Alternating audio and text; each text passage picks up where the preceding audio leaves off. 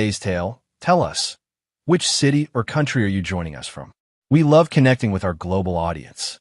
Now, let's dive into today's story. Chapter 1. Foundations of Sand. Victor Mercer could trace the exact moment his 15-year marriage began to crumble. It wasn't when he discovered the text messages, or when his wife's perfume changed, or even when she started working late every Tuesday and Thursday. No, it was much earlier, perhaps the day Laurel Mercer met Dominic Thorne, the silver-tongued new CEO of Pinnacle Industries. Victor ran his calloused hands through his salt and pepper hair as he adjusted his tie in the mirror. Tonight was their 15th anniversary, and he'd spent months planning the perfect celebration. The banquet hall at the Westlake Country Club gleamed with crystal chandeliers and tables adorned with white lilies, Laurel's favorite. A pianist played softly in the corner, the melody haunting and somehow foreboding. "Are you ready?" Laurel appeared in the doorway, resplendent in a form-fitting burgundy dress that hugged every curve. At 42, she was more beautiful than the day they'd met, her blonde hair cascading over her shoulders, emerald eyes sharp and calculating. "Almost," Victor said, his voice low and measured. "Just nervous about tonight." Laurel's laughter was like wind chimes in a storm. "Why would you be nervous? It's just a party." "Not just any party," Victor reminded her. 15 years deserves something special. Her smile didn't reach her eyes. Of course. Victor had built his construction company from nothing, a single truck and toolbox, to one of the most respected residential developers in the state. He wasn't a fancy man with fancy words, but he provided a good life. Their sprawling suburban home, the private schools for their twins Alexander and Sophia, now in their freshman year of college, the vacations to Europe and the Caribbean, all from his sweat and determination.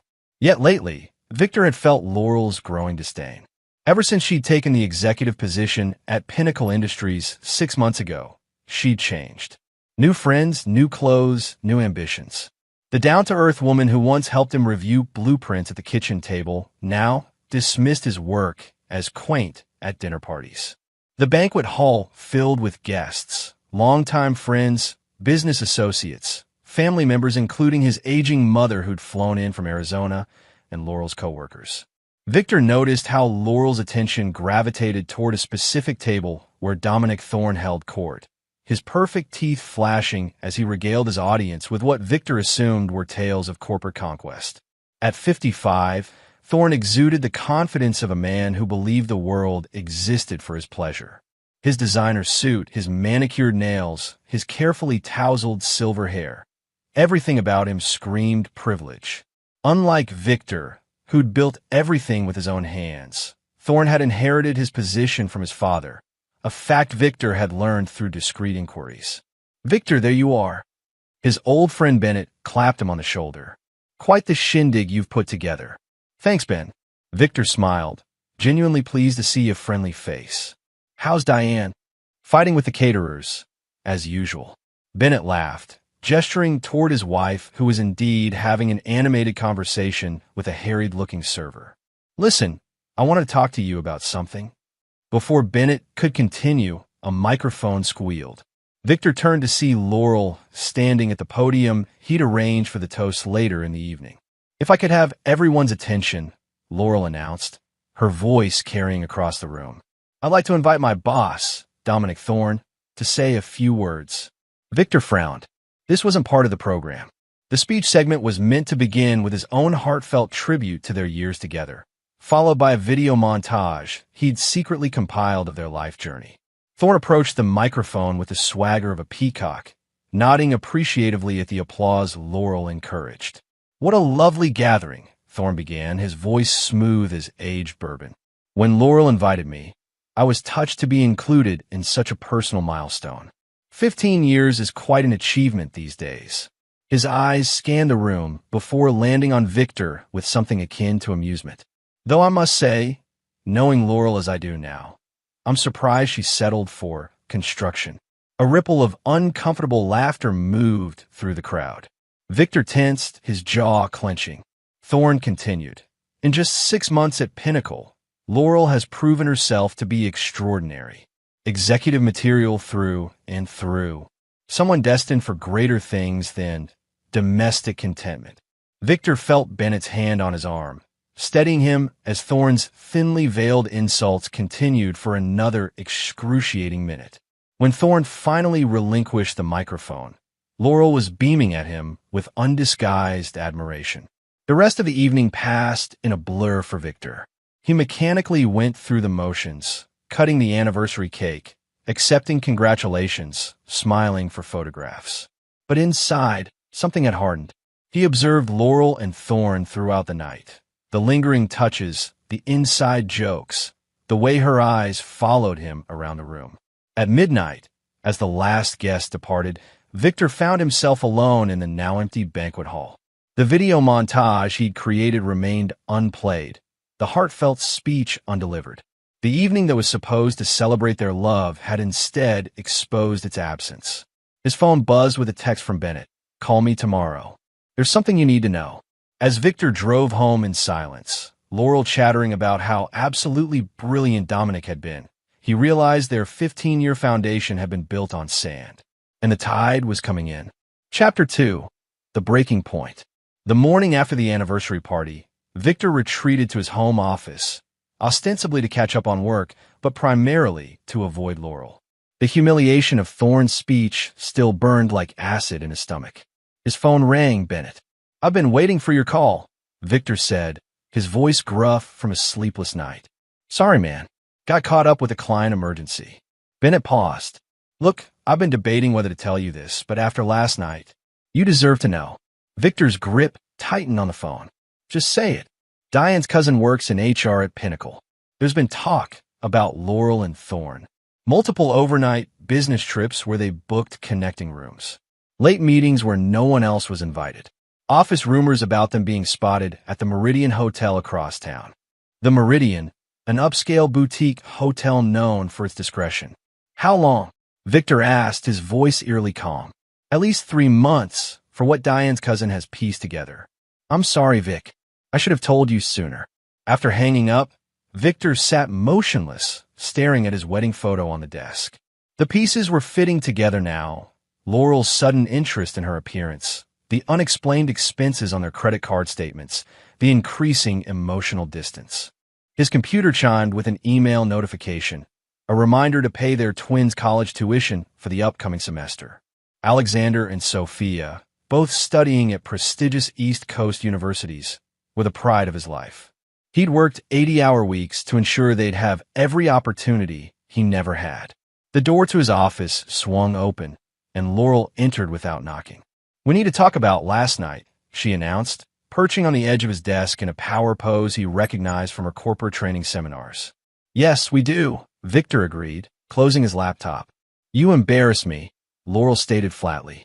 "You barely spoke to Dominic, then disappeared during his important networking session. Do you realize how that made me look?" Victor studied his wife's face, searching for any trace of the woman he'd married. "Your boss insulted me in front of our friends and family at our anniversary party, and you're concerned about how you looked?" Laurel waved a dismissive hand. "You're being oversensitive. Dominic was making a joke. Business humor. You wouldn't understand. Is that what this is about?" Victor asked quietly. "You think I'm beneath you now? Beneath your precious Dominic?" Her eyes narrowed. "This is exactly what I'm talking about. Your inferiority complex is showing. Dominic has opened doors for me that your construction business never could." "Doors," Victor repeated. "Or hotel rooms." The color drained from Laurel's face, quickly replaced by a flush of anger. "What exactly are you implying?" "The Meridian Hotel. Connecting rooms on business trips. Late-night meetings." Victor's voice remained steady. "Ring any bells?" Laurel's expression shifted from shock to calculation in seconds. "Who told you that?" "Bennett. His wife is a notorious gossip spreading unfounded rumors." "Are they unfounded?" Victor pressed. Instead of answering, Laurel stood and paced the room. "This is ridiculous. I'm not dignifying these accusations with a response. Your non-answer is response enough." Victor rose from his chair, suddenly feeling every day of his 45 years. "You know what your problem is, Victor?" Laurel spun to face him. "You've never understood ambition. You've been content with your little company, your predictable life. Some of us want more. And more includes sleeping with your boss? The slap came swiftly, catching Victor across the cheek. In 15 years of marriage, through arguments and crises, Laurel had never struck him. "How dare you?" she hissed. Victor touched his cheek, feeling a strange sense of clarity wash over him. "I want you to leave." "This is my house, too," Laurel retorted. "A house my little company paid for," Victor said. "But fine, I'll go." He moved toward the door, but Laurel blocked his path. "Wait, this has gotten out of hand. Let's calm down and discuss this rationally." "There's nothing to discuss," Victor replied, attempting to step around her. Laurel gripped his arm with surprising strength. "You need to listen to me. Dominic is important, not just to me, but to us. He's invited me to join the executive retreat next month. This could mean a promotion, a significant raise. I don't care. You should." Laurel's voice rose. "And you need to apologize to him for your behavior last night." Victor stared at her in disbelief. "Apologize? To the man who humiliated me? To the man you're sleeping with? Stop saying that." Laurel's fingernails dug into his arm. "You need to apologize for embarrassing him, or we're through." "I'm serious, Victor." Victor looked at her blankly, searching her face for any sign of the woman he'd loved for nearly 2 decades. Laurel's expression hardened. "He's my boss, and far more valuable than you, loser." The words hung in the air between them, impossible to take back. In that moment, Victor saw with perfect clarity what he'd been denying for months. Their marriage was already over. Without a word, he gently removed her hand from his arm, walked upstairs to their bedroom, and began packing a suitcase. Laurel followed, her anger transforming into panic as she realized the line she'd crossed. "Victor, wait. I didn't mean that. You know how I get when I'm angry." Her voice took on the cajoling tone she used when trying to manipulate him. "We can work through this. Couples therapy, maybe a vacation, just the two of us." Victor continued packing methodically. Clothes, toiletries, his grandfather's pocket watch, essential documents from his bedside safe. He worked silently, as if alone in the room. "Are you seriously going to throw away 15 years over one comment?" Laurel demanded, her voice rising. "This is childish, Victor. Running away instead of facing our problems." Still, he remained silent, zipping the suitcase closed. "If you walk out that door, don't expect to come back," she threatened. Victor finally looked at her. "I don't intend to." He carried his suitcase downstairs, grabbed his laptop and car keys, and walked out the front door. Laurel's threats and pleas followed him to his truck, but he didn't look back. As he drove away from the house they'd built together, Victor felt something unexpected, not sadness or rage, but relief. He checked into a hotel across town and spent the night staring at the ceiling, planning his next move. For the first time in years, the future was entirely his to shape. Chapter 3. Aftermath and Revelations. 7 days after walking out, Victor sat in his extended stay hotel room reviewing legal documents. His lawyer, Patricia Walden, had moved with impressive efficiency, filing for divorce on grounds of adultery and drafting preliminary asset division proposals. His phone had been a battlefield of emotions, desperate voicemails from Laurel alternating between tearful pleas and vicious threats, concerned messages from friends who'd heard conflicting stories, and confused texts from their twins who were being fed Laurel's version of events. Victor had responded only to the latter, assuring Alexander and Sophia that while their parents were having problems, his love for them remained steadfast. He promised a full explanation when they returned from college for spring break in 2 weeks. A knock at his door disrupted his concentration. Not expecting visitors, Victor approached cautiously and checked the peephole. Laurel stood in the hallway, makeup streaked by tears, hair disheveled, a carefully constructed image of distress. Victor considered ignoring her, but decided confrontation was inevitable. He opened the door, but blocked the entrance. "What do you want, Laurel?" "Please," she whispered. "Can I come in? Just to talk. We have nothing to discuss that can't go through our lawyers." "Lawyers?" Laurel's eyes widened. "Victor, you can't be serious about divorce. We hit a rough patch. All couples do. Infidelity isn't a rough patch. It's a choice you made." Victor's voice remained steady. "Multiple times.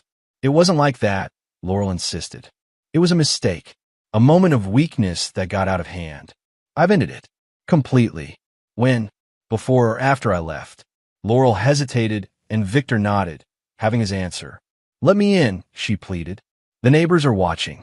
Against his better judgment, Victor stepped aside, allowing her entry but maintaining distance. Laurel immediately launched into her prepared speech. I know I've hurt you terribly, and I'll spend the rest of my life making it up to you. I've taken a leave of absence from work. I'm looking into therapy. I've realized what's truly important. And what prompted this epiphany? Victor asked, suspicion evident in his tone. Laurel's eyes darted away. I just missed you. Realized what I was throwing away. Try again, Victor said flatly. The truth this time. Laurel sank onto the edge of the bed, her facade crumbling. Dominic, he ended things when you left. Said he didn't sign up for divorce drama. Then he reassigned my projects to his new assistant. Her voice hardened. That 26-year-old bimbo with fake credentials who's suddenly his protege. Victor laughed without humor. So, I'm your backup plan. How flattering. No, it's not like that. This whole thing made me see clearly. I was blinded by ambition, by Dominic's false promises, and by the apartment he was going to set you up in. Victor asked. Laurel's head snapped up. How did you know about that? Victor finished for her. I have my sources. In truth, Bennett's contact at Pinnacle had provided more information than Victor initially shared, including Thorne's pattern of setting up apartments for his special executives before eventually discarding them for newer models. It wasn't serious, Laurel backpedaled. Just talk. Just like the divorce papers were just talk. Victor retrieved an envelope from the desk and handed it to her. Consider yourself served. Laurel's hands trembled as she opened the envelope, scanning the documents with growing horror. You can't do this. The prenup expired after 10 years. I'm entitled to half of everything. Read further, Victor suggested. The infidelity clause doesn't expire. Their prenuptial agreement, insisted upon by Victor's mother, who had lost everything in her own divorce, included provisions regarding adultery that significantly limited Laurel's claims to their joint assets. This won't hold up, Laurel insisted, though uncertainty flashed in her eyes. And the children are adults now, Victor reminded her, though I'm sure they'll be interested to hear about their mother's extracurricular activities. Laurel's expression darkened. You wouldn't dare turn them against me. I won't have to lie to them, Victor replied. Will you? A tense silence filled the room before Laurel tried another approach, moving toward him with practiced vulnerability, her hand reaching for his arm. Victor, please. 15 years. 2 children. Don't throw it all away. Her voice dropped to a seductive whisper. I still love you. We can start fresh. Victor gently removed her hand, reminded of how she'd used the same gesture to stop him from leaving a week ago. You don't love me, Laurel. You love security. There's a difference. Is there someone else? Laurel demanded suddenly. Is that what this is about? Victor shook his head, almost pitying her inability to comprehend his position. No, this is about self-respect. Something I lost sight of while trying to make you happy. Their conversation was interrupted by Victor's phone ringing. The caller ID showed Bennett's name. I should take this, Victor said, effectively dismissing her. Laurel gathered the divorce papers, her vulnerability replaced by cold fury. This isn't over. You'll regret this, Victor. I promise you that. As she stormed out, slamming the door behind her, Victor answered his phone.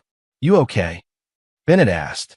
Diane saw Laurel heading toward your hotel earlier. I'm fine, Victor assured him. Better than fine, actually. I've been thinking about that land development proposal you brought me last year. Still interested in a partner? As Victor discussed business opportunities with his old friend, his mind was already moving forward. Laurel's visit had confirmed what he already knew. The woman he'd married was gone, if she had ever truly existed at all. But her parting threat lingered. Knowing Laurel, she wouldn't accept defeat gracefully. And Victor suspected that Dominic Thorne, with his ego and resources, might prove a dangerous enemy. For the first time in years, Victor felt truly awake. The comfortable numbness of his marriage had been replaced by something sharper, more vital. If Laurel and Thorne wanted war, he would not disappoint them. Chapter 4. Strategic Maneuvers. 3 weeks after serving Laurel with divorce papers, Victor moved into a downtown penthouse apartment overlooking the river. The space was minimalist and modern, nothing like the traditional suburban home he'd shared with Laurel. This was intentional. New life, new surroundings. He stood at the floor-to-ceiling windows, nursing a glass of bourbon as he gazed at the city lights reflecting on the water. His phone buzzed with a text from Alexander. "Dad, what's going on? Mom says you're having a midlife crisis." Victor sighed. The twins had returned from college for spring break the previous week, and Laurel had wasted no time poisoning the well. When he met with Alexander and Sophia for dinner, they'd been distant, parroting phrases that clearly originated with their mother. Temporary insanity, throwing away our family, embarrassing behavior. He had resisted the urge to reveal Laurel's infidelity, not wanting to drag the children into their mess. But Laurel had shown no such restraint in manipulating their sympathies. A knock at the door interrupted his thoughts. He opened it to find Patricia Walden, his divorce attorney, holding a leather portfolio. "Sorry for the late visit," she said, striding into the apartment with the confidence of someone who charged $500 an hour. "But you'll want to see this immediately." Patricia, a formidable woman in her 50s with steel-gray hair and a reputation for ruthlessness in divorce proceedings, laid out several documents on Victor's kitchen island. Laurel's attorney filed a counterproposal today. "She's going after everything. The house, your business, even your mother's inheritance." Patricia pointed to specific clauses, and she's claiming emotional abuse as grounds to invalidate the prenup. Victor's expression remained neutral. "That was expected." "There's more," Patricia continued. "She scheduled a mediation session for next Monday without consulting us, and she's requesting temporary spousal support of $15,000 monthly during proceedings." Victor raised an eyebrow. "On what grounds?" "She claims she sacrificed her career to support yours and raise your children, despite the fact that she's been employed throughout your marriage and the children are adults." Patricia's tone held professional disdain. "Standard tactics, but aggressively pursued." "And Thorne? Any mention of him?" "Not directly, but she's listed him as a character witness." Patricia studied Victor carefully. "You seem remarkably calm about all this." Victor offered a tight smile. "I anticipated most of this." Laurel's nothing if not predictable when cornered. "Well, there's one thing she probably didn't anticipate. Remember that private investigator I recommended?" Patricia slid an unmarked envelope across the counter. "He's been surprisingly productive for only 2 weeks of work." Victor opened the envelope to find photographs of Laurel and Dominic Thorne entering the Meridian Hotel on multiple dates, time-stamped receipt copies for champagne room service, and transcripts of damning text messages obtained through methods Victor didn't care to question. "This should nullify her claims about the prenup," Patricia noted. "But there's another matter. The PI discovered something interesting about Thorne's business practices." Patricia produced another document, financial records showing a pattern of suspicious transfers between Pinnacle Industries and offshore accounts linked to Thorne personally. "This isn't directly related to your divorce," Patricia clarified, "but it could provide leverage if things get ugly." Thorne wouldn't want this information reaching his board of directors. Victor studied the documents thoughtfully. "Let's hold these in reserve. For now, I want to proceed by the book." After Patricia left, Victor returned to the window, his mind working through possibilities like a chess player analyzing moves. The evidence against Laurel and Thorne was compelling, but Victor knew his wife well enough to recognize that public humiliation would only fuel her vindictiveness. His phone rang. "Bennett, you sitting down?" Bennett asked without preamble. "What's happened?" "Laurel showed up at your office today. Tried to access financial records, claiming she needed them for tax purposes. When Margot refused, Laurel threatened to fire her." Victor's construction company office manager, Margot Wheeler, had been with him for 12 years, longer than any other employee. Margot called security? "Better," Bennett chuckled. She reminded Laurel that as per the company bylaws, only majority shareholders can terminate staff. Then she showed her the door, literally walked her out while explaining employment law loud enough for the entire office to hear. Victor allowed himself a small smile. I'll have to give Margot a bonus. There's more, Bennett continued, his tone sobering. Word around town is that Thorne's been talking to your clients, suggesting your personal problems might affect ongoing projects. 2 of them call me asking if it was true you were facing bankruptcy. Victor's grip tightened on his phone. Attacking his reputation was crossing a line. His business wasn't just his livelihood. It represented 20 years of sweat and sacrifice.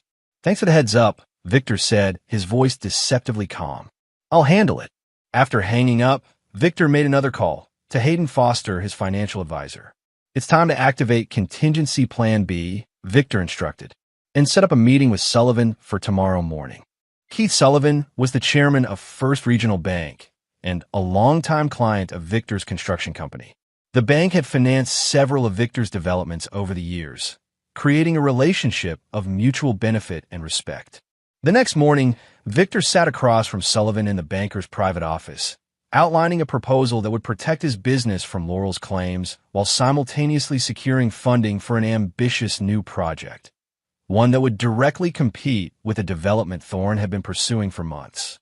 Risky timing, Sullivan noted, reviewing the business plan, with the divorce proceedings and market conditions, which is precisely why it will succeed, Victor countered. Everyone, including Thorne, will expect me to play defense. They won't see this coming. Sullivan studied Victor with newfound respect. You've changed, Mercer. Clarity will do that, Victor replied. Do we have a deal? Sullivan extended his hand. We do, but watch your back. Thorne has friends in high places. So do I, Victor said, shaking the banker's hand firmly. So do I. That evening, as Victor reviewed contracts in his new penthouse, his phone rang with an unknown number. He answered cautiously. Mr. Mercer? A young woman's voice. This is Natalie Quinn.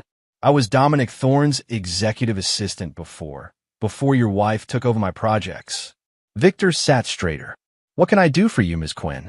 It's what I can do for you, Natalie replied. I think we have a mutual interest in seeing Dominic Thorne get what he deserves. Victor listened as Natalie outlined her story. Hired with promises of mentorship, subjected to Thorne's advances, then sidelined when she refused them, only to watch the same pattern begin with Laurel. Why come to me? Victor asked when she finished. Because you have resources I don't, Natalie answered frankly. And because I've seen what happens to people who cross Dominic alone. What exactly are you offering? Access, Natalie said simply. I still have my company credentials. And Dominic never changes his passwords. He's arrogant that way. Victor considered her proposal carefully. An inside source at Pinnacle could prove invaluable, but he needed to verify her motives. Meet me tomorrow, he finally said. Noon at Riverside Cafe. We'll discuss terms. As Victor ended the call, he received a text from Alexander. Dad, we need to talk. Sophia, and I know about Mom and her boss. Why didn't you tell us? Victor stared at the message, wondering who had revealed the truth to his children and what this meant for his carefully calculated plans. The chessboard had just become more complicated. Chapter 5, Gathering Forces. The Riverside Cafe bustled with lunch patrons, providing both crowd cover and ambient noise, perfect for discreet conversations. Victor arrived early, selecting a corner table with a view of both entrances. At precisely noon, a young woman entered. Natalie Quinn was in her late 20s, professional in a navy blazer and pencil skirt, with intelligent eyes that scanned the room methodically before spotting Victor. Mr. Mercer, she greeted, sliding into the seat across from him. Thank you for meeting me. Victor studied her. How did you know who I was? Company holiday party last December, Natalie explained. You came to pick up your wife. Dominic made a point of commenting on your, how did he put it? Quaint blue-collar success story. Victor nodded, remembering the event. Before we continue, I need to understand your motivation, Ms. Quinn. Revenge can be satisfying, but it's rarely profitable on its own. Natalie's polite smile cooled. Direct. I appreciate that. She placed her phone on the table, showing a recording app. Do you mind? For mutual protection. Victor gestured his consent, and she pressed record. 6 months ago, I filed a sexual harassment complaint against Dominic Thorne with Pinnacle's HR department. Natalie began. 2 weeks later, I was transferred to the data processing division, effectively demoted. The HR director, Martin Wells, explained that it was a lateral move while my complaints were investigated. Let me guess, Victor interjected. The investigation found no evidence of wrongdoing. Precisely, Natalie confirmed. What they didn't know was that I kept records, texts, emails, voice recordings. But when I tried to escalate to the board of directors, Martin informed me that my employment contract included a binding arbitration clause. Convenient for Thorne, Victor observed. It gets worse. Last month, I received notice that my position was being eliminated due to departmental restructuring.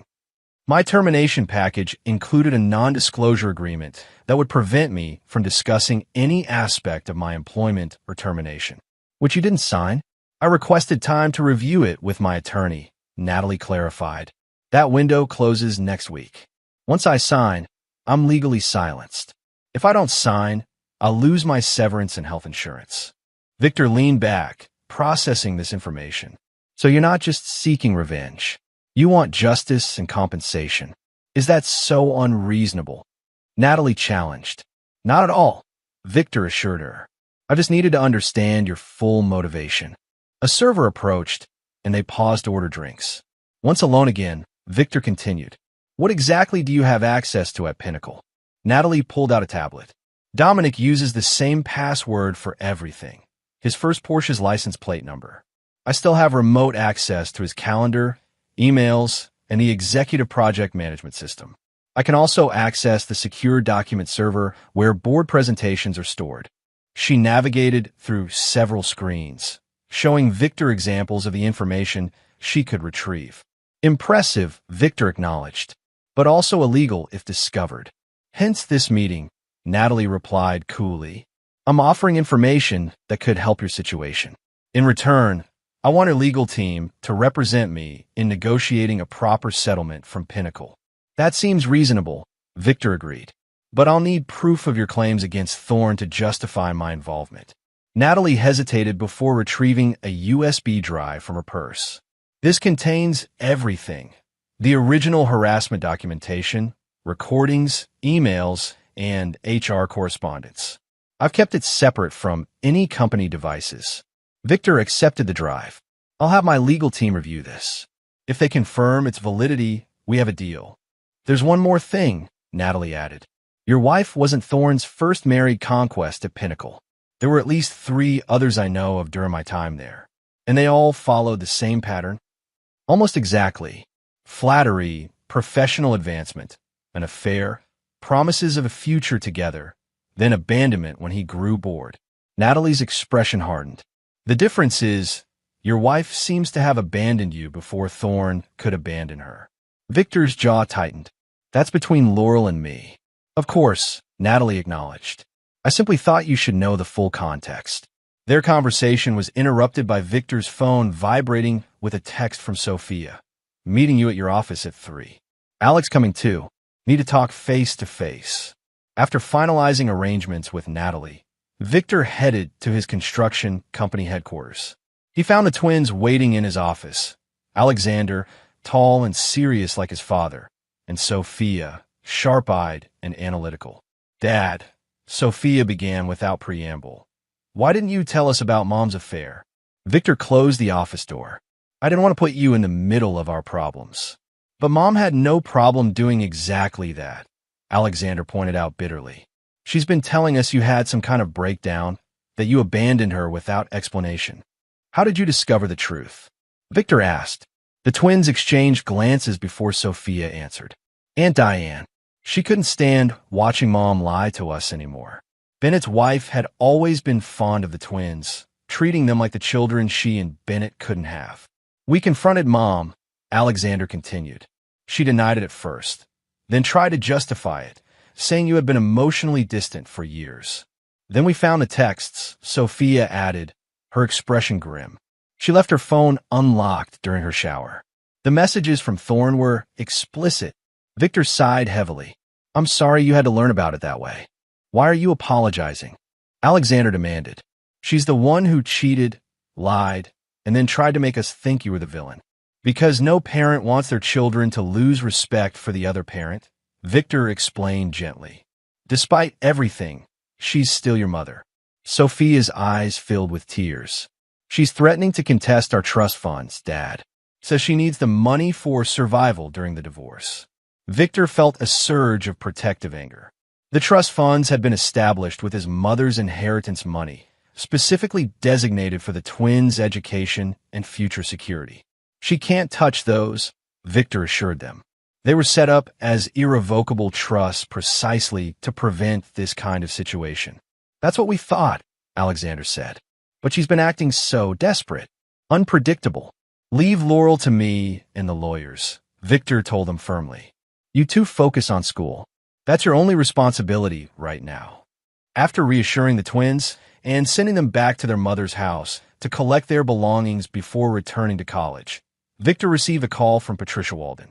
I've reviewed Ms. Quinn's evidence, Patricia reported. It's substantial and credible. Multiple documented instances of harassment, clear retaliation patterns. The recordings alone would give Pinnacle's legal team nightmares. And Laurel? Is she mentioned? Not directly in the harassment materials, Patricia answered. But there are calendar entries showing regular private meetings with your wife, often scheduled at the Meridian. Corroborates our existing evidence. Victor made his decision. Bring Ms. Quinn onto the legal team as a consultant. Standard confidentiality agreements, generous compensation. And Patricia, move up our timeline.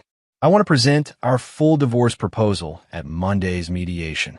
That's aggressive, Patricia noted. Laurel's team will be unprepared. Exactly, Victor confirmed. It's time to change the game.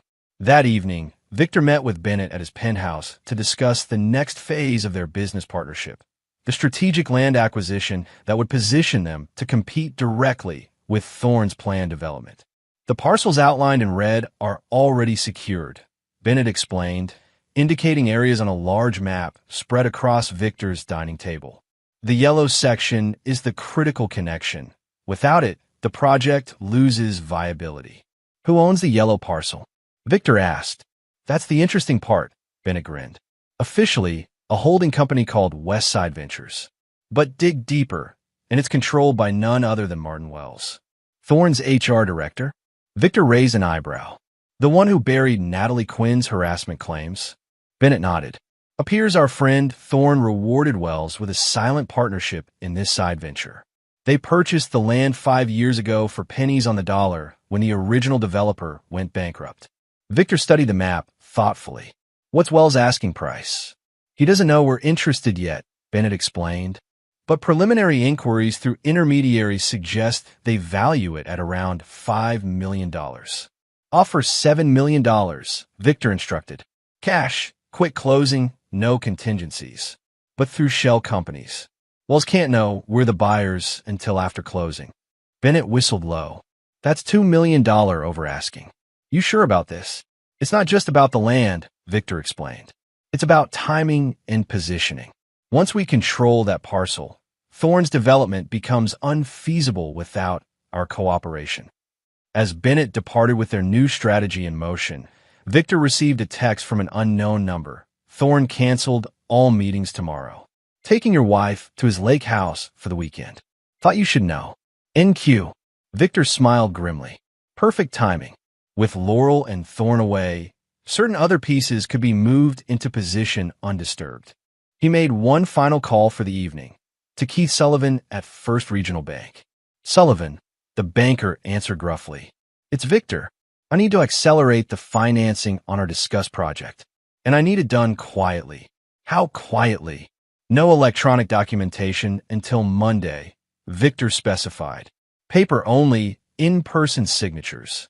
Sullivan's interest was clearly piqued. That's unusual, even for you, Mercer. There's a significant opportunity emerging, Victor explained vaguely. Time sensitive. My office, 7 a.m. tomorrow, Sullivan agreed. Bring coffee. As Victor ended the call, he gazed out at the city lights, feeling the pieces of his strategy aligning. Laurel and Thorne believed they held the advantage, that Victor was merely reacting to their moves, playing defense while they controlled the game. They would learn otherwise. Very soon. Chapter 6. The board is set. Monday morning arrived crisp and clear. Victor adjusted his tie in the mirror of the downtown mediation center's restroom, his expression betraying nothing of the calculated anticipation he felt inside. The weekend had been productive. While Laurel and Thorne enjoyed their romantic getaway at his lake house, documented discreetly by Patricia's private investigator, Victor had finalized the land purchase through Bennett, secured financing from Sullivan's bank, and integrated Natalie Quinn's evidence into his divorce strategy. A text from Patricia confirmed she was waiting in the mediation room with their complete proposal. Laurel and her attorney, Gerald Hoffman, a divorce lawyer known for aggressive tactics and media manipulation, had arrived minutes earlier. Victor entered the mediation room to find Laurel dressed in conservative navy blue, her expression a careful mask of wounded dignity. Hoffman, a sharp-featured man in an expensive suit, was arranging documents with theatrical precision. Victor, Laurel acknowledged, her voice soft and vulnerable, a stark contrast to her vicious words the day he'd left. "You're looking well." Victor nodded politely, but addressed the mediator rather than his wife.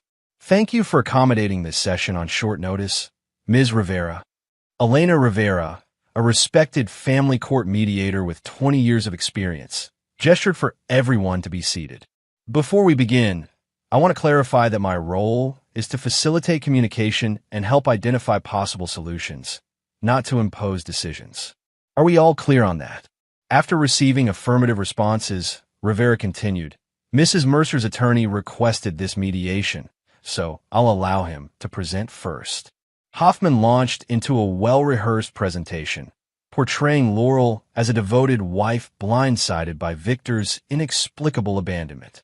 He outlined demands that included the family home, 60% of all marital assets, substantial monthly support, and partial ownership of Victor's construction company. Additionally, Hoffman concluded, "We request that Mr. Mercer cease his campaign of defamation against Mrs. Mercer in the business community, which has caused her significant professional embarrassment." Victor maintained a neutral expression throughout, making occasional notes, but offering no reaction to the increasingly outrageous claims. When Hoffman finished, Rivera turned to Patricia. "Ms. Walden, your response?" Patricia smiled pleasantly. "Rather than responding point by point to Mr. Hoffman's creative narrative, we've prepared a comprehensive settlement proposal." She distributed bound presentation folders to everyone present. "You'll find our offer is both fair and final." Laurel opened her folder, her confident expression faltering as she scanned the contents. Hoffman's reaction was more dramatic. He physically recoiled before composing himself. "This is outrageous," he sputtered. "You're offering Mrs. Mercer basically nothing." "On the contrary," Patricia countered calmly. "Mr. Mercer is offering exactly what Mrs. Mercer is entitled to under their prenuptial agreement's infidelity clause, which, as you can see from Exhibit A, has been thoroughly documented."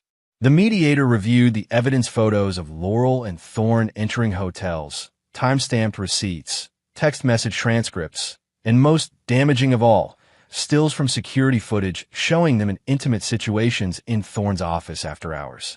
"This is an invasion of privacy," Hoffman protested. "Possibly illegal surveillance. All obtained through legal means," Patricia assured him, as detailed in the investigator's affidavit in Appendix B. Laurel had gone pale, her eyes fixed on a particular photo showing her and Thorne in a compromising position in his car outside her office building. "Furthermore," Patricia continued, "Mrs. Mercer's claim to Mr. Mercer's business is particularly baseless, as demonstrated in Section 3. Not only was the company established prior to their marriage with separate funds, but Mrs. Mercer signed multiple acknowledgments throughout the marriage confirming the business as separate property." Victor finally spoke, addressing Laurel directly. "I'm offering you the guest house property at Lake Windermere, your vehicle, your personal possessions, and a one-time settlement of $250,000. It's more than fair, given the circumstances." "Fair?" Laurel, shocked, gave way to fury. "After 15 years? 2 children? This is insulting." "Perhaps," Victor acknowledged, "but it's legally sound and generous compared to what the prenup actually entitles you to." Hoffman leaned over to whisper urgently in Laurel's ear, likely advising her to maintain composure. "There's another aspect you should consider," Patricia added, directing everyone to Section 4 of the proposal. "Mr. Mercer has no intention of publicly disclosing the cause of this divorce, provided this matter is settled quickly and privately. However, should Mrs. Mercer pursue protracted litigation, these materials would necessarily become part of the public record." The implication was clear. Fight this, and the evidence of Laurel's affair would become public knowledge, potentially damaging her professional reputation irreparably. Laurel's eyes narrowed. "This is blackmail." "Not at all," Patricia corrected. "Simply a statement of procedural fact. Court filings are public records." The mediator, maintaining professional neutrality despite the obvious tension, suggested a brief recess to allow Laurel and her attorney to review the proposal privately. Once Laurel and Hoffman left the room, Rivera gave Victor and Patricia a measured look. "That was quite the shock and awe approach." "Sometimes clarity is kindest," Patricia replied smoothly. "Prolonging inevitable outcomes only increases legal fees and emotional damage." When Laurel and Hoffman returned 30 minutes later, the change in atmosphere was palpable. Hoffman's aggressive confidence had been replaced by a resignation that suggested he'd failed to convince Laurel to reject the offer outright. "We need time to properly evaluate this proposal," Hoffman stated formally. "We request a 1-week adjournment." "That's reasonable," Victor agreed, surprising Laurel. "But with one condition. During this week, there will be no withdrawal of funds from joint accounts, no removal of property from the family home, and no further defamatory statements about me to our children or business associates." Laurel flushed. "I haven't." "We accept those terms," Hoffman interrupted, clearly trying to prevent his client from saying something damaging. As the session concluded, Laurel approached Victor while the attorneys spoke with the mediator. "You've changed," she observed, searching his face. The Victor the first knew would never have been this calculating. "The Victor you knew trusted you," he replied simply. "Perhaps you never really knew me at all." Laurel's expression hardened. "Don't think this is over. Dominic has resources you can't imagine. He won't take this lying down." "I'm counting on that," Victor said with a slight smile. "Give him my regards." Outside the mediation center, Bennett was waiting by Victor's car with barely contained excitement. "It's done," Bennett announced as Victor approached. "Wells signed the papers this morning. We now control the yellow parcel. Thorne's project is effectively blocked."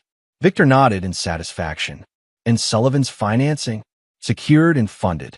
The new LLC is officially operational." "Excellent." Victor checked his watch. "What time is the Pinnacle board meeting?" 2:00, Bennett confirmed. "According to our source, Thorne's presenting his development project as the centerpiece." "Perfect timing," Victor noted. "Is everything prepared for Phase 3? Bennett patted his briefcase. "All ready for your review." As they drove toward Victor's office, Patricia called with an update. "Hoffman just contacted me," she reported. "They want to meet again tomorrow instead of waiting a week." "I think Laurel's realizing her position is weaker than she thought." "Schedule it for 4 p.m., Victor instructed. "That gives us time to execute the remaining steps." "There's something else," Patricia added. "Natalie Quinn received termination papers from Pinnacle this morning, effective immediately with no severance. They're claiming breach of confidentiality clauses." Victor frowned. "Thorne's moving faster than expected. Have Quinn meet us at the office in an hour. We need to adjust our timeline." The chess match had accelerated. Laurel and Thorne were finally beginning to realize they weren't facing the predictable, accommodating Victor of old. But they had yet to comprehend just how thoroughly he had transformed, or how meticulously he had prepared for this confrontation. By nightfall, everything would change. Chapter 7, First Blood. At precisely 1:45 p.m., Natalie Quinn entered the Pinnacle Industries headquarters for the first time since her demotion months earlier. Dressed impeccably in a charcoal suit, visitor badge prominently displayed, she maintained a confident stride past security and into the executive elevator bank. Inside her purse was a USB drive containing select evidence from her harassment case against Thorne, along with documentation of his questionable business practices, all carefully curated by Victor's legal team to maximum effect. Her destination. The boardroom where Thorne would soon present his development project to Pinnacle's directors. Meanwhile, Victor and Bennett stood in the lobby of First Regional Bank, finalizing paperwork with Keith Sullivan. The press release goes out at 2:30, Sullivan confirmed. Right in the middle of Thorne's presentation. Victor nodded approval. Perfect. The documents they signed formalized the creation of Mercer Foster Development Group, a new entity capitalized with $50 million to develop the very land Thorne had been targeting, land that Victor and Bennett now controlled through their strategic acquisition of the connecting parcel. Across town, Patricia Walden was meeting with the twins in her office, explaining the revelations about their mother's affair and the true state of their parents' divorce proceedings. Your father wanted to protect you from this, Patricia explained gently. But given your mother's attempts to involve you, he felt you deserved the unvarnished truth. Alexander and Sophia reviewed the evidence solemnly, their expressions shifting from disbelief to hurt to anger. Dad said he wouldn't contest us staying with Mom when we visit, Alexander noted. Even after all this, your father loves you both unconditionally, Patricia affirmed. That hasn't changed and won't change, regardless of what happens between him and your mother. Sophia wiped away tears. What should we do now? That's entirely your decision, Patricia counseled. Your father only asks that you make choices based on complete information rather than one-sided narratives.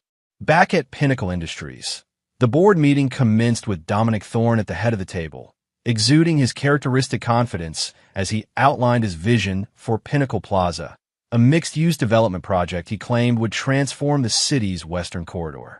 The beauty of this opportunity, Thorne explained, gesturing at architectural renderings, is our early acquisition of the key properties. While competitors were focusing elsewhere, we quietly secured the essential parcels through strategic partnerships. Board members nodded appreciatively, until the boardroom door opened and Martin Wells, the HR director, entered ashen-faced, clutching his phone. Excuse me, Mr. Thorne, Wells interrupted urgently. There's an emergency situation requiring immediate attention. Thorne's irritation at the interruption was evident. Can it wait? I'm in the middle of a presentation. It's regarding the West Side project, Wells insisted. There's been a development. Thorne stepped away from the table, huddling with Wells in the corner as the board chairman, Harold Vance, checked his buzzing phone. Dominic, Vance called out, frowning at his screen. Why am I receiving press notifications about a new development project on our targeted land? Something called Mercer Foster Development Group. Thorne snatched the phone, his face darkening as he read the announcement detailing how Victor Mercer and Bennett Foster had secured the crucial connecting property and obtained $50 million in financing to develop a competing project, effectively rendering Pinnacle's plans worthless without their cooperation. This is impossible, Thorne muttered. Wells assured me he controlled that parcel. All eyes turned to Wells, who seemed to shrink under the collective scrutiny. I did, Wells stammered, through West Side Ventures. But apparently it was sold Friday. Without my knowledge. Without your knowledge? Thorne repeated incredulously. You're the primary owner. I'm a minority partner, Wells corrected, avoiding eye contact. The majority stakeholder made the decision. And who might that be? Vance demanded. Before Wells could answer, another interruption occurred. Natalie Quinn entered the boardroom, followed by Pinnacle's corporate counsel, Susan Chun. Mr. Vance, Chun addressed the chairman directly, ignoring Thorne. Ms. Quinn has brought certain materials to my attention that the board needs to review immediately. This is outrageous, Thorne protested. Quinn was terminated for cause this morning. She has no business being here. Actually, Chun contradicted, the termination appears procedurally questionable, especially given the timing relative to her protected disclosure. Protected disclosure? Vance echoed, confusion evident. Chun distributed tablets to each board member. Ms. Quinn filed a formal sexual harassment complaint against Mr. Thorne 6 months ago. It was mishandled by HR. She's now provided comprehensive documentation, including recorded interactions. The boardroom erupted in murmurs as directors began reviewing the material. This is a coordinated attack, Thorne insisted desperately. Quinn is working with Victor Mercer, the husband of an employee I mentored. He's bitter about his failing marriage and trying to sabotage me professionally. Vance's expression hardened as he continued scrolling through the evidence. Mentored? These text messages suggest something quite different, Dominic. While chaos unfolded at Pinnacle, Victor received confirmation that the press release had gone live. He then made a personal call to Laurel. Victor, she answered cautiously. I thought we were meeting tomorrow with the lawyers. We are, Victor confirmed. But I thought you might want advance notice of some business developments that could affect your situation. Laurel's voice sharpened. What are you talking about? Check your news alerts, Victor suggested mildly. Particularly regarding Pinnacle Industries and a development project Thorne might have mentioned to you. There was a pause, followed by the sound of rapid typing. Then a sharp intake of breath. You did this deliberately, Laurel accused. To undermine Dominic. Business is business, Victor replied. Though you might want to check on your boyfriend. I hear he's having quite an interesting board meeting right now. What did you do? Laurel demanded, panic edging into her voice. Nothing illegal, I assure you, Victor said. Simply ensure that certain truths came to light. The truth about his business practices, his treatment of female employees, the truth about your relationship. A string of profanities flowed from Laurel before she regained composure. You've made a powerful enemy today. No, Victor corrected. I've neutralized one. There's a difference. By evening, the fallout was spreading rapidly. Financial news outlets reported that Pinnacle's board had called an emergency closed-door session.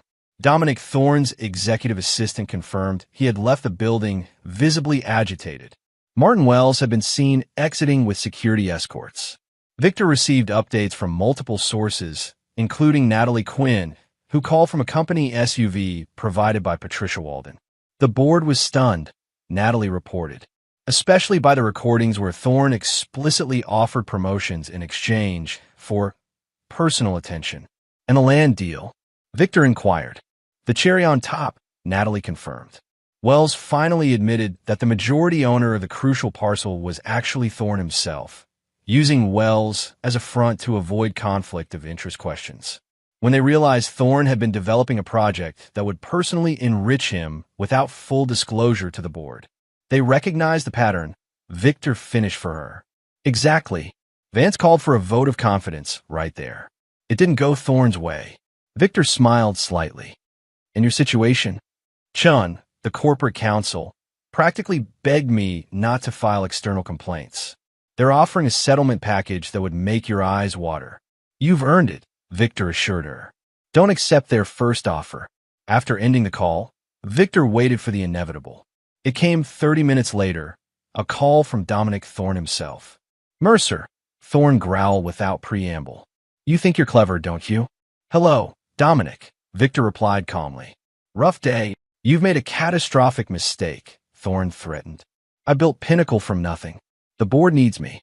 This little coup attempt will backfire spectacularly. From nothing, Victor echoed. Interesting revision of history, considering your father founded the company and handed you control. But then, reinventing reality seems to be a specialty of yours. Thorne's breathing became ragged with fury. This isn't over. Not by a long shot. Actually, Victor countered, it is. The board has seen the evidence, not just of your harassment patterns, but of your self-dealing, your misuse of company resources, your systematic exploitation of female employees. The facade has cracked, Dominic. And once trust is broken at that level, it's irreparable. You know nothing about business at my level, Thorne sneered.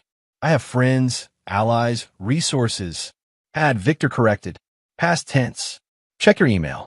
The press release announcing your resignation to pursue other opportunities goes out tomorrow morning. Drafted by Pinnacle's crisis management team an hour ago. A moment of stunned silence followed before Thorne found his voice again. This is Laurel's fault. If she hadn't been so sloppy, so desperate. Don't blame Laurel for your downfall, Victor interrupted. You engineered this yourself, one selfish decision at a time. She was just the final link in a long chain of poor choices. You'll regret this, Thorne promised, his voice dropping to a menacing whisper. Both of you. Victor remained unfazed. Good night, Dominic. I believe your severance agreement includes professional counseling. I recommend taking advantage of it. After ending the call, Victor gazed out at the city lights from his penthouse window. Phase 1 of his plan had concluded more successfully than anticipated. Thorne had been neutralized professionally, his reputation critically damaged. The land acquisition had secured Victor and Bennett's position in the market, while simultaneously undermining Pinnacle's expansion plans. Tomorrow would bring the second mediation session with Laurel, who would now be facing the prospect of divorce without Thorne's financial and emotional support, her leverage significantly diminished. Yet Victor felt no triumph, only a cold satisfaction that justice was unfolding according to plan. The husband who had left their house a week after the anniversary party, confused, hurt, reactive, was gone. In his place stood a man who had discovered his own capacity for strategic ruthlessness. And he wasn't finished yet, not even close. Chapter 8: Exposures and Ultimatums. The following day's mediation session had been relocated to Patricia Walden's office at Victor's request, a subtle power play that placed Laurel and her attorney on unfamiliar ground. Victor arrived early, reviewing final adjustments to their settlement proposal with Patricia. Thorne's official resignation was announced this morning, Patricia reported, sliding a tablet across the desk. Stock dropped 12% in the first hour of trading. Victor scanned the press release, noting the carefully crafted corporate language that simultaneously praised Thorne's contributions while establishing distance from his personal choices. And Laurel's position? He inquired. According to my sources, she's been placed on administrative leave pending review. Apparently, the board is concerned about potential conflicts of interest and inappropriate relationships with senior management. Victor nodded thoughtfully. Laurel's professional situation was unraveling precisely as he'd anticipated. With her high-powered position at Pinnacle compromised and Thorne neutralized, she'd lost her two primary advantages.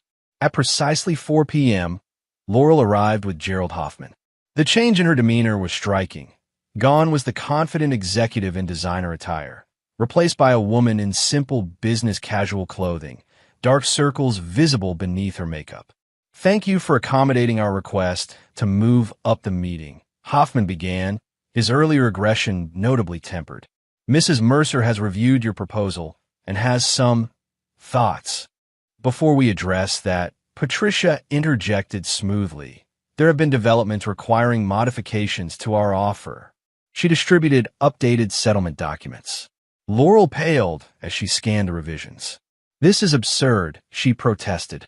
You've reduced the cash settlement from $250,000 to $100,000 and removed the Lake Windermere property entirely. Victor leaned forward. Consider it an adjustment reflecting your changed circumstances. Without Thorne's backing, your negotiating position has significantly weakened. You're punishing me because Dominic resigned? Laurel's voice rose incredulously. I'm acknowledging reality, Victor corrected. The original offer assumed ongoing employment at your current salary, certain relationship expectations, and different public circumstances, all of which have changed. Hoffman whispered urgently to Laurel, who shook him off impatiently. I reject this revised offer categorically, Laurel declared. I'll take my chances in court. Victor exchanged a glance with Patricia, who nodded almost imperceptibly. That would be unwise, Victor advised calmly, particularly given what else we've discovered. Patricia produced another folder, this one unmarked. Mrs. Mercer, are you familiar with the investment account at Somerset Partners? Laurel's expression flickered with recognition before smoothing into practiced neutrality. I don't know what you're talking about. That's strange, Patricia noted, considering your signature appears on the account opening documents from 14 months ago. An account that's received regular deposits totaling just under $175,000.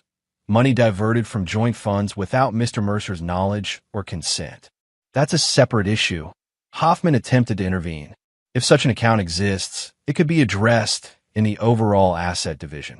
It's particularly relevant, Patricia countered, because it demonstrates a pattern of financial infidelity that predates the physical infidelity. Mrs. Mercer began systematically hiding assets while presenting herself as committed to the marriage. Laurel's composure cracked. It was my money, too. I earned it. Some of it, certainly, Victor acknowledged. But transferring funds from joint accounts without disclosure constitutes financial misconduct under state law, a fact I'm sure Mr. Hoffman has explained. Hoffman's pained expression confirmed that he had indeed advised Laurel of this legal reality. Furthermore, Patricia continued relentlessly. There's the matter of the West Haven Consulting LLC, registered in your maiden name, which received consulting fees from Pinnacle Industries beginning 3 months after you joined the company. Laurel's hands trembled slightly. That was for legitimate advisory work outside my normal duties. Perhaps, Patricia allowed. Though the timing, coinciding with the start of your relationship with Mr. Thorne, raises questions about the nature of services rendered. Questions Pinnacle's board might find interesting during their current review of executive conduct. Victor watched his wife carefully, recognizing the moment her calculated facade fully collapsed. Laurel had always prided herself on control of her image, her career, her relationships. Now, that control was disintegrating before his eyes. "What do you want?" Laurel finally asked, her voice barely audible.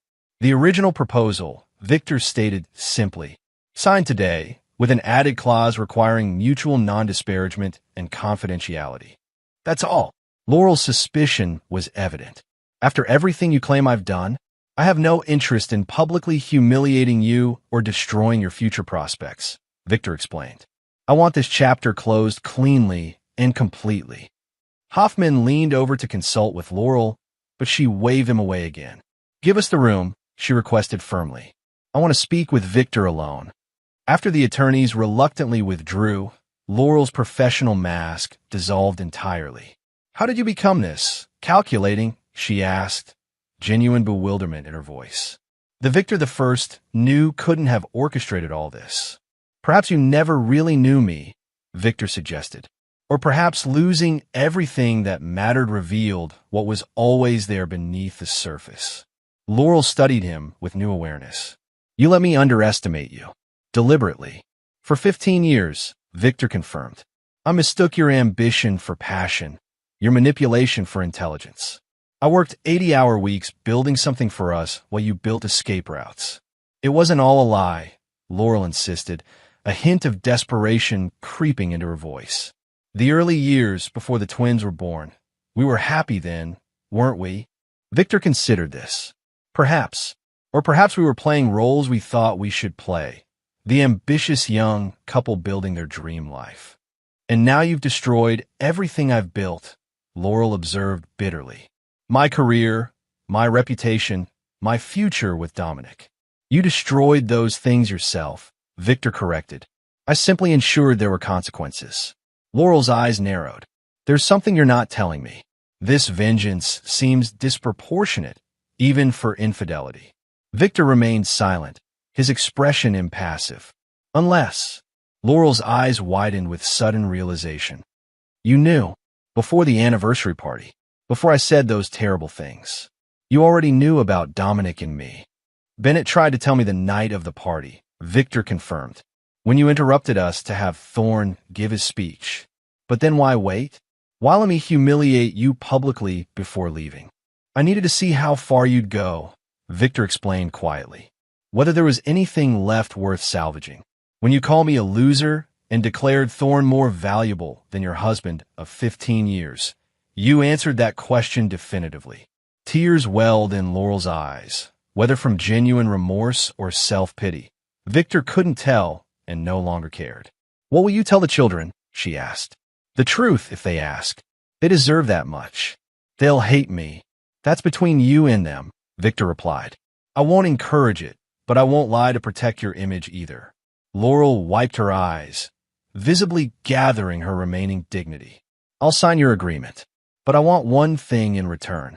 You're not in a position to negotiate, Victor reminded her. Just one thing, Laurel insisted. Tell me when you became this, ruthless. The man I married would have forgiven me, tried to save our marriage, gone to counseling. Anything but this calculated destruction. Victor considered her request. I became this way the moment I realized that 15 years of loyalty meant nothing to you. That everything I'd built could be dismissed with a single cruel sentence. But the capacity was always there, dormant until you awakened it. And now, Laurel pressed, once this divorce is final, will you go back to being the old Victor? There is no old Victor anymore, he answered truthfully. He died the night of our anniversary party. Laurel nodded slowly, acceptance finally settling in her eyes. I'll sign the papers. When the attorneys returned, they found Victor and Laurel sitting in silence. The invisible bonds of their marriage already severed long before the legal documents would confirm it. As Laurel signed each page of the agreement, Victor felt no triumph, only a cold certainty that justice had been served. The woman signing away her claims to the life they'd built together was a stranger to him now, someone he'd once loved but no longer recognized. Later that evening, as Victor sat alone in his penthouse, he received a text from Sophia. Just heard about Mom's job situation. Are you behind that too? Victor responded truthfully. I ensured the truth came to light. The consequences were of her own making. After a long pause, Sophia replied, Mom says you've changed. Become ruthless. Victor considered how to respond, finally typing, I've become clear about what matters. Loyalty, honesty, respect. I won't compromise on those anymore. Good, came Sophia's unexpected response. The old you let people take advantage. Alex and I are on your side, Dad. Always. As Victor set down his phone, he realized that from the ashes of his destroyed marriage, something valuable had emerged. A newfound respect from his children, who had witnessed his transformation from accommodating husband to principled force. The final pieces of his plan were falling into place. Tomorrow would bring the concluding act, one that would ensure neither Laurel nor Thorn would ever threaten what he valued again. Chapter 9. The New Normal. 6 months after the divorce was finalized, Victor stood at the edge of a construction site overlooking the river, watching as crews poured the foundation for what would become Riverfront Commons, the mixed-use development that had risen from the ashes of Thorn's failed Pinnacle Plaza project. Bennett approached, hard hat in hand, surveying the progress with evident satisfaction. The commercial space is already 85% pre-leased. At this rate, we'll be profitable before the first tenant moves in. Victor nodded, taking quiet pride in their achievement. Mercer Foster Development Group had quickly established itself as a formidable presence in the regional market, their reputation for ethical business practices and innovative design attracting premium clients. How's the family housing component coming along? Victor inquired, referring to the affordable units they'd incorporated into the design, a feature absent from Thorn's original concept. Ahead of schedule, Bennett confirmed. The city council is thrilled. The mayor wants to do a press event next month to showcase it as a model for future developments. As they discussed technical details, Victor's phone vibrated with a text from Alexander. Graduation details confirmed. May 15th, 2 p.m. Will you bring Paula? Victor smiled slightly as he typed back. Wouldn't miss it. And yes, Paula will join us. Paula Reynolds had entered Victor's life unexpectedly, a widowed architect he'd hired to design Riverfront Commons Central Plaza. Their professional relationship had gradually evolved in a friendship and, recently, something more. Unlike his relationship with Laurel, built on youthful idealism and shared ambition, what he shared with Paula was founded on mutual respect, shared values, and clear-eyed understanding of who they were as individuals. How's Paula's plaza design coming along? Bennett inquired, noticing Victor's expression. Brilliant as usual, Victor replied. She's incorporated sustainable elements that will reduce operating costs by nearly 30% compared to traditional designs. Their conversation was interrupted by Patricia Walden's arrival. The attorney joined them at the site's edge, her expression unreadable. I thought you'd want to hear this in person, she began without preamble. Dominic Thorne is leaving the country. Accepted a position with a development firm in Dubai. Victor absorbed this information thoughtfully. Running away? More like slinking away, Patricia clarified. After the sexual harassment settlements and the board's public distancing, his options here became severely limited. His reputation in the industry is essentially radioactive. And Laurel? Victor asked, more out of curiosity than concern. Working for a small marketing firm in Minneapolis, Patricia reported. Near her sister, I believe. The position is several steps down from her previous status. Victor nodded, feeling no satisfaction or regret, just acknowledgement of natural consequences. After the divorce was finalized, he had maintained his promise not to actively damage Laurel's prospects.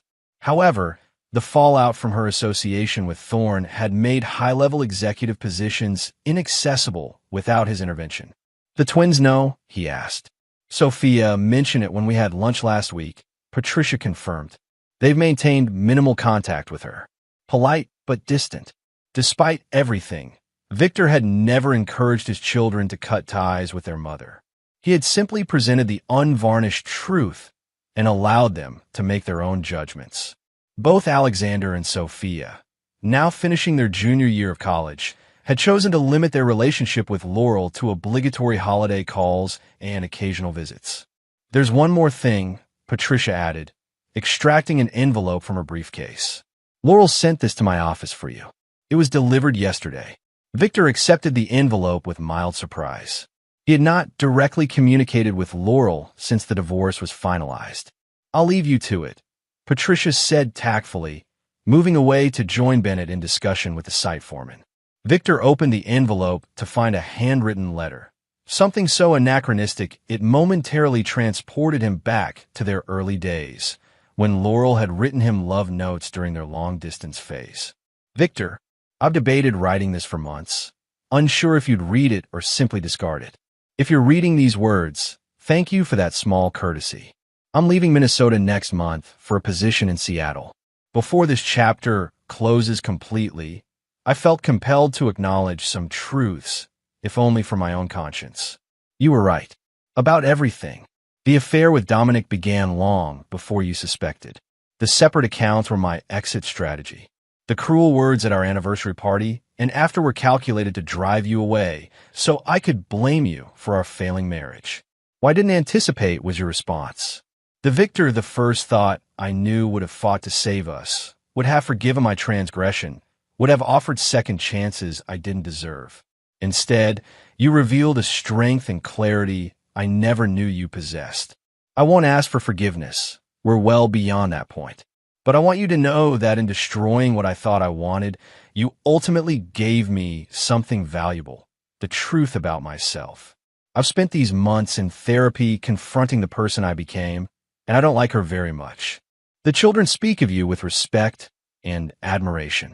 Whatever else I failed at, we raised two remarkable human beings who can recognize integrity when they see it. I hope you found peace in your new life. Perhaps someday I'll find mine. Laurel. Victor refolded the letter carefully, returning it to the envelope. There was a time when such words might have moved him, might have awakened the tenderness that once defined their relationship. Now, they were simply words on paper, an acknowledgement that came far too late to matter. He tucked the envelope into his jacket pocket and rejoined Bennett and Patricia, his focus returning to the project before them. The past had no hold on him anymore.